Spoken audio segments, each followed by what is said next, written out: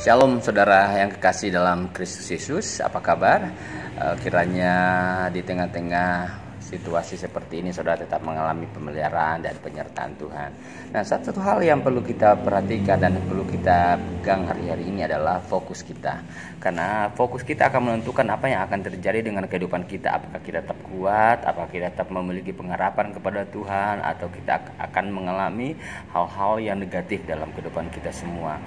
Karena ketika kita fokus kepada Tuhan, sekalipun kita sedang mengalami masa-masa sulit, maka pengharapan kita akan tetap kuat, iman kita akan tetap tertuju kepada Tuhan. Kita akan tetap merasakan dan mengalami bagaimana penyertaan Tuhan itu nyata dalam kehidupan kita semua. Dan yang pasti bahwa kita akan semakin meyakini janji Tuhan. Kita akan terus yakin dengan apa yang dikatakan oleh firman Tuhan.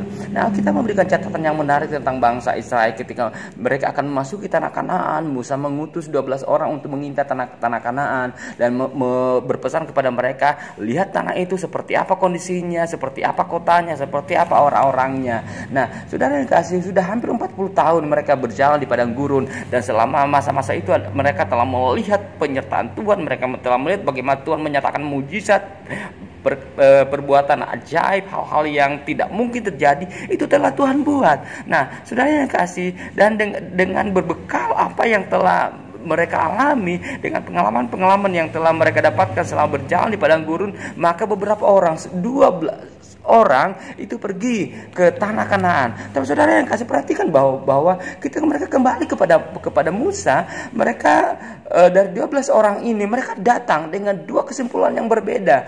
10 orang yang lain mengatakan bahwa tidak mungkin kita menguasai tanah Kanaan, tidak mungkin kita bisa menduduki negeri itu. Negeri itu kuat, kota itu berkubu, orang-orang di sana itu perawakannya raksasa, tidak mungkin dibandingkan dengan mereka itu raksasa dan kita ini belalang. Tapi saudara yang kasih, perhatikan apa yang dikatakan, yang dirasakan, dipikirkan oleh Yosua dan Kaleb. Nah, Bilangan pasal 13 ayatnya yang ke-30 mengatakan seperti ini. Ketika orang galau, ketika orang-orang ketakutan, mereka kehilangan pengharapan, perhatikan apa yang dikatakan oleh Kaleb.